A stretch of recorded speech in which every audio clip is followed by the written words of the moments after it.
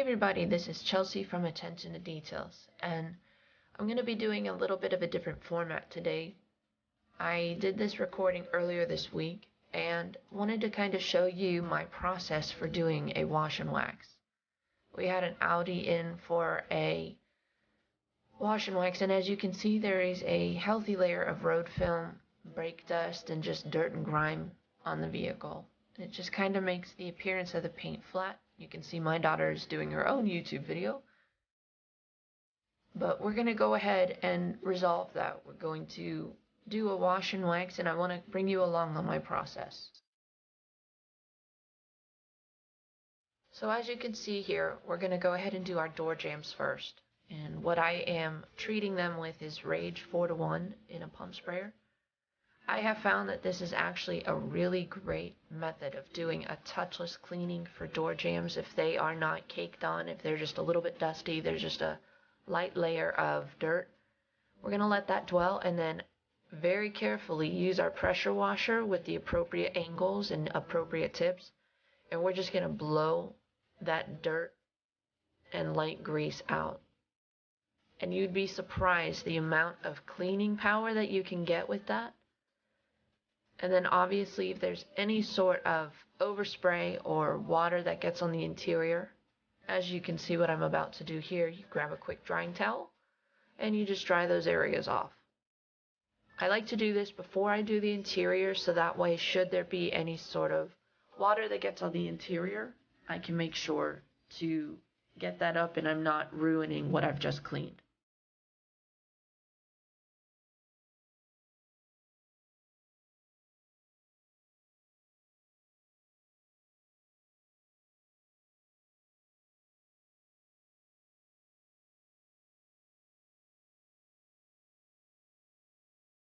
So next up on the docket is we're going to go ahead and do the same process to the engine.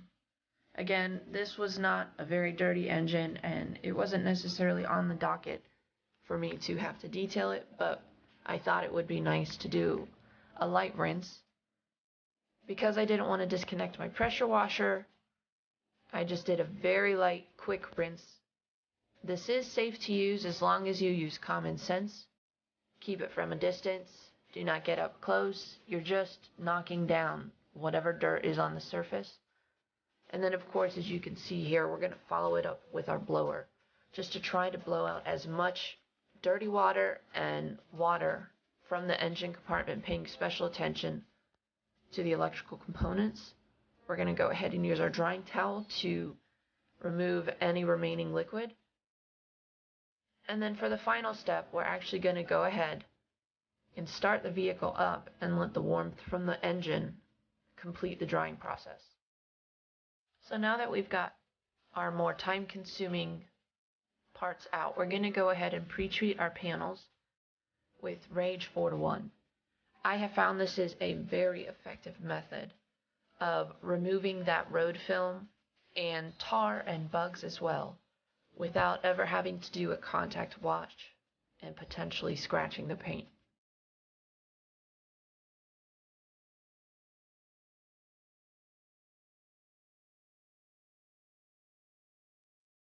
So we're letting that dwell for anywhere from 30 seconds to even 2 or 3 minutes.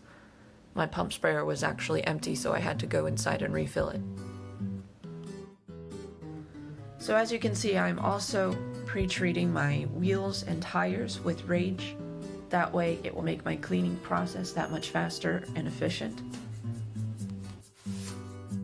So now that we've let that dwell, we're going to go ahead and pressure wash the Rage off.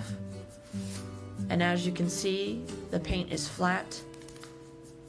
It has done a remarkable job of removing the road film on the paint, as well as removing a good layer of the brake dust on the tires and wheels.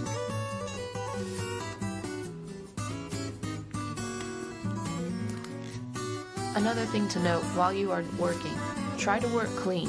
If you're using chemicals that are strong, if you're mobile or even at your own home, make sure that you are rinsing the chemicals off from your workspace so that way should you drop a microfiber or brush, it's not completely ruined by the chemicals. And also you're also going to be preserving your driveway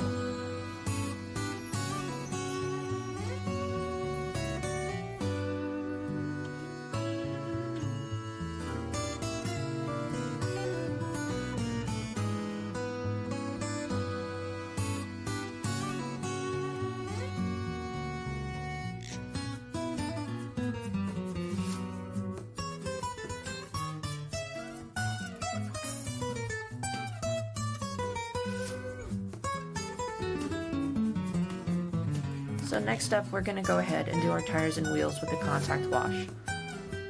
There was a good amount of brake dust on them, so doing a touchless wash was not an option in this scenario. So we're using McKees 37 foaming wheel cleaner, and it needs about 2 to 3 minutes of dwell time, so that's why I'm letting it sit. It is a great foaming cleaner that is color changing and very effective at removing caked on brake dust. We're just using a variety of brushes here. We have the Easy Detail wheel brush, as well as the Nanoskin wheel brush for the faces. And then we are treating the tires with McKees 37 Tire and Rubber Rejuvenator.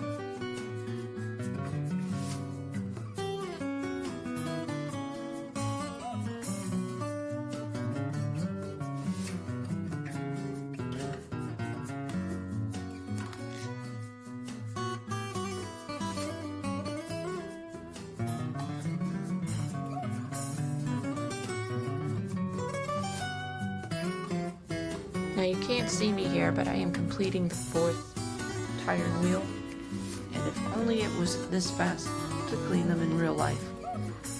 But we're going to go ahead and get those finished up, rinse off our workspace, and from there we're going to get ready to hit our paint with our foam cannon.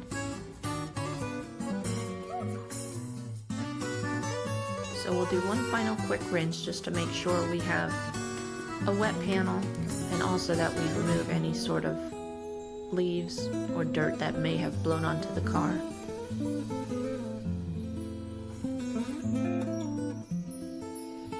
So here we're going to go ahead and foam our soap onto the vehicle. I'm using McKees 37 Extreme Foam Formula. I find that it does a really great job of foaming, obviously within the name.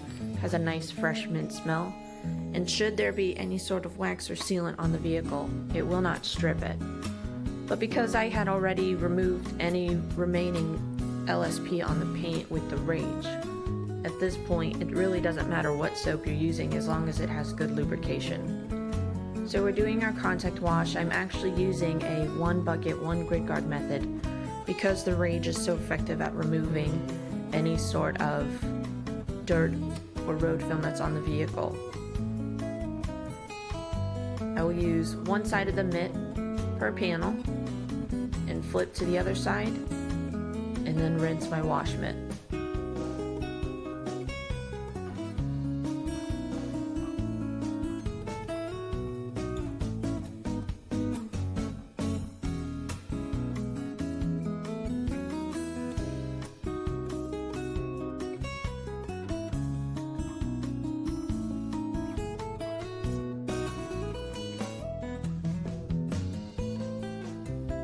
So once you have completed your contact wash, go ahead and rinse the entire vehicle off. I did forget to do the front grille, so we're going to hit that real quick.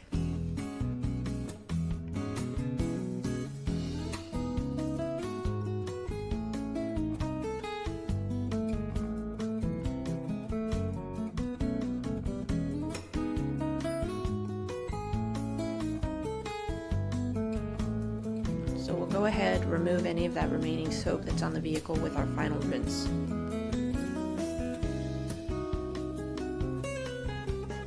So if you were to do a clay bar treatment, I would recommend that you would do it after this step.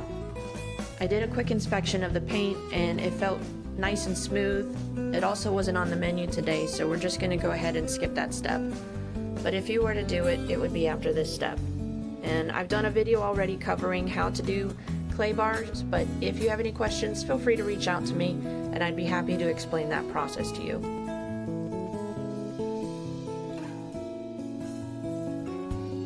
So we're finally ready to go ahead and apply our LSP.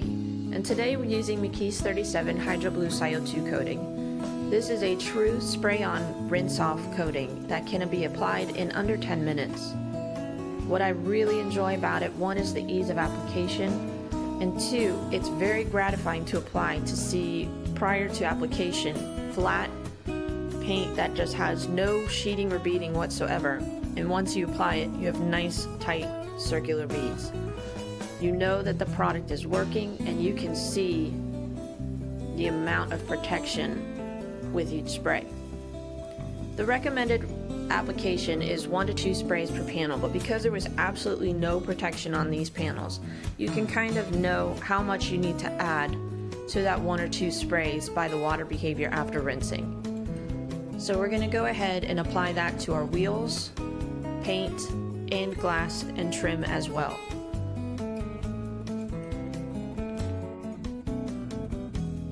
So just a quick tip for any of you who have never used this product before.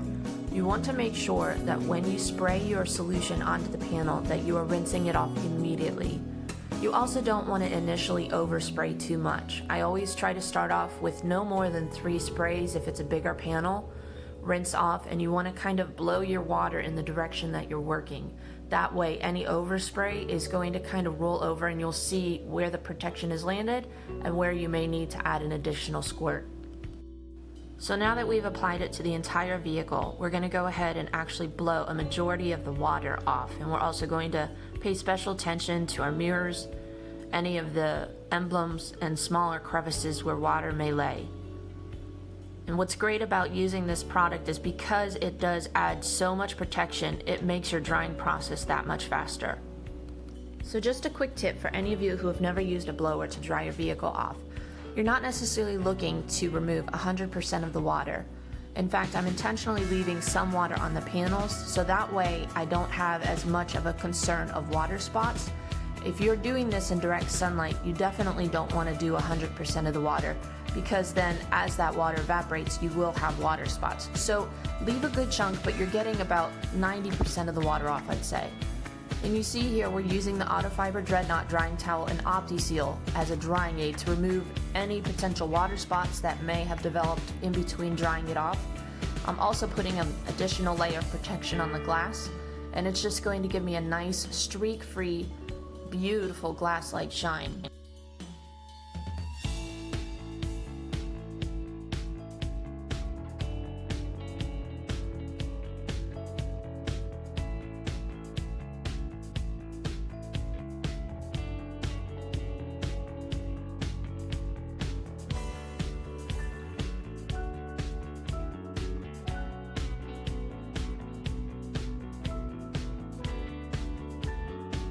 So we're going to go ahead and speed this up, but here you can see we're just doing our fine-tuning with drying. And we're also going to go ahead and do our door jambs with our door jam specific drying towel.